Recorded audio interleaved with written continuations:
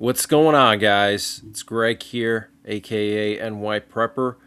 It is Sunday, April 5th, 2026, and I have some breaking news to share with you guys. Right now, it is 23:18 Eastern Time here in the United States, and I hope everybody's having a good Easter Sunday and Easter weekend. So, we have some major breaking news coming in from Iran. Trump has extended his deadline for Iran to open the Strait of Hormuz to Tuesday at 8 p.m. Eastern Time. He just posted this tonight. Initially, he said earlier today that it would be, or actually yesterday, he said 48 hours, which would have been tomorrow, Monday at 8 p.m. But then he just posted this, giving them another day.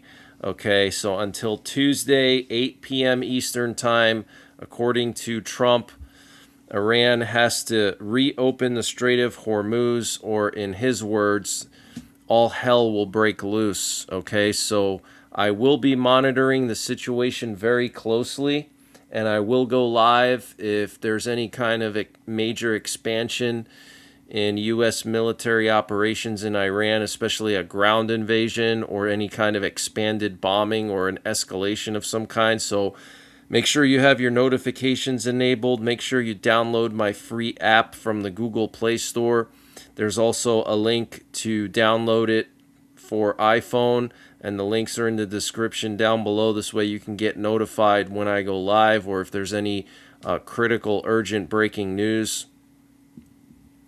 We're also hearing from the Wall Street Journal that Iran rejected a proposal to reopen the Strait of Hormuz in exchange for a temporary ceasefire. So it's not looking like this is going to happen. No ceasefire. And the UAE, the United Arab Emirates, are now saying that they want to join the U.S.-led effort to secure the Strait of Hormuz, according to the UAE's presidential advisor. And Israeli media, quoting an Israeli Air Force source, said that the Israeli Defense Force does not have the capability to destroy the missile cities of the IRGC. So these are those massive underground missile storage bunkers underneath massive mountains. Okay, they're saying that Israel does not have the capability to destroy them.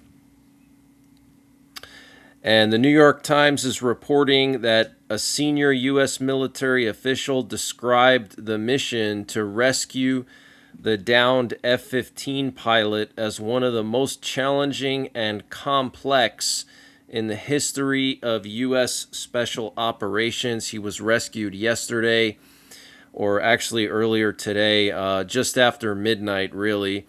Reports of apparently hundreds of U.S. Special Forces troops and dozens of U.S. warplanes and helicopters being deployed to find this missing pilot.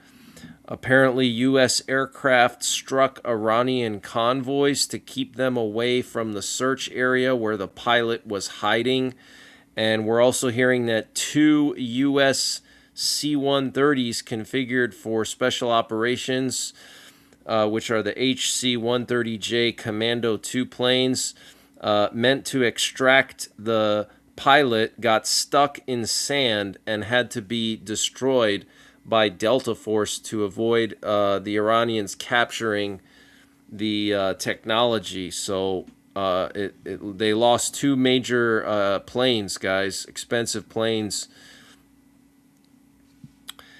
And this is pretty interesting. Prior to locating the weapons system officer, that was the missing pilot, and the U.S. military's daring rescue, the CIA launched a deception campaign spreading word inside Iran that U.S. forces had already found him and were moving him on the ground for exfiltration out of the country. So the CIA basically put out disinformation to try to get the Iranians to go on a wild goose chase, okay, looking for this pilot that they spread fake news that they already captured him and they were trying to get him out on the ground.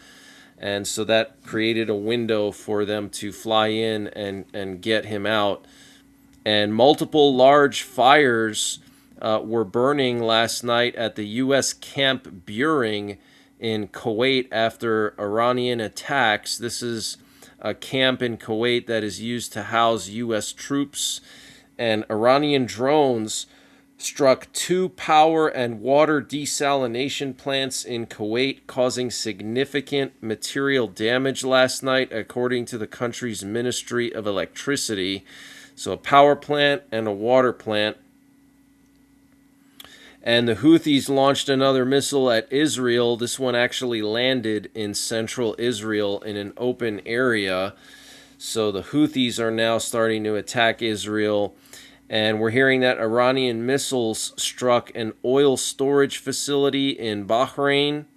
And the Kuwaiti National Oil Ministry or oil company their headquarters was hit by Iranian missiles and drones. So that's pretty serious. And there's now widespread power outages across Kuwait after the Iranian strikes on various energy facilities last night. Okay, so Iran is striking Bahrain and Kuwait really hard. And Hezbollah struck a British warship today with a surface-to-air missile off the coast of Israel, mistaking it for an Israeli vessel. The ship is assessed to have sustained damage, according to Israeli Channel 14. And Iran's internet blackout is now the longest nation-scale internet shutdown on record in any country, exceeding all other comparable incidents in severity, having entered its 37th consecutive day and 864 hours. Wow, absolutely insane. And the airport in Shiraz, Iran, was just hit by U.S.-Israeli strikes with significant damage being reported. And Israeli Channel 12 is reporting that at least 10 missiles with cluster warheads were launched by Iran in 3 separate attacks on central Israel this afternoon and this evening. So very concerning. Large amount of cluster warheads, the largest amount of cluster warheads that they've launched so far during the war.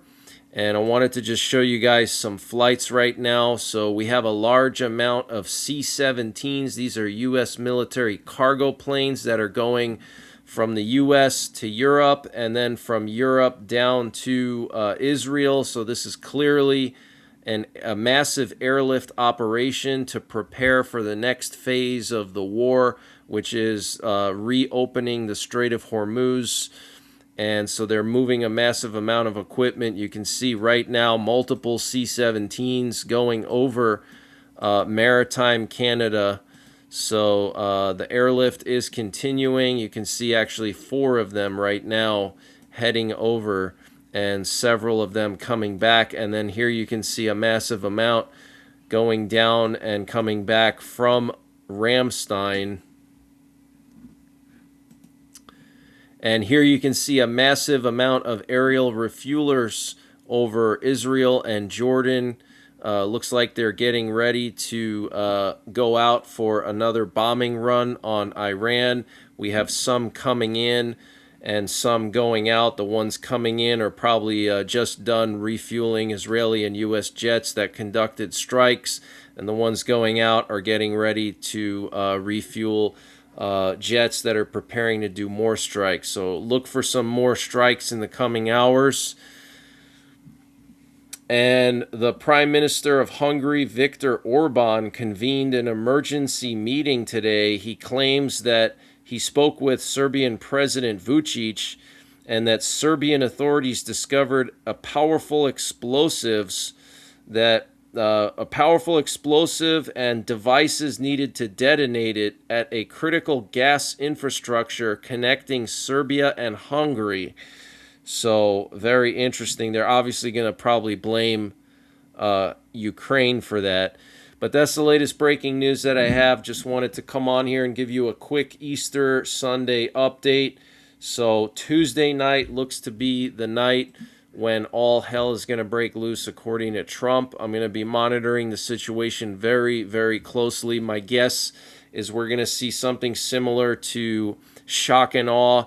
Okay, we're going to see a massive, very intense bombing campaign, the most intense we've seen since the war started. And then that's going to soften up Iran for the ground invasion. So during and after this massive campaign, you're going to see Marines doing beach landings along the Strait of Hormuz, 82nd Airborne parachuting down into the interior of Iran to secure missile and nuclear sites, and then potentially Marines securing Karg Island as well. But I will be monitoring the situation closely. Make sure you're subscribed, turn on your notifications, hit the bell icon down below, and select all to get notified of all my posts and live streams. And then most of all, download my app so you can get notified directly to your phone when there's emergency news. It's 100% free. And I'll also let you know when I'm going live. Also follow me on X at NYPrepper1. And until the next time, take care, God bless, and don't forget the 3 Ps. Prepare, practice, and persevere. And this update was sponsored by MyPatriot Supply. Guys, MyPatriot Supply is doing a $100 discount on their 3-month emergency food supply. And to get the discount, you got to go to preparewithnYprepper.com. The link is in the description down below. The normal price for their 3-month kit is $800, and they're selling it for $700. That's $700 for 3 months of emergency food, up to 2,000 calories per day for 3 months, and it has a shelf life of 25 years, all packed within rugged, watertight buckets that don't take up a lot of space. You don't have to worry about rotating anything.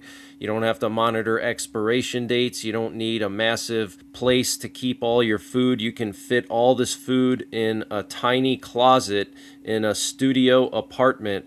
So use the link preparewithnYprepper.com to get $100 off the MyPatriot Supply 3-month emergency food supply, and the link is in the description below this video.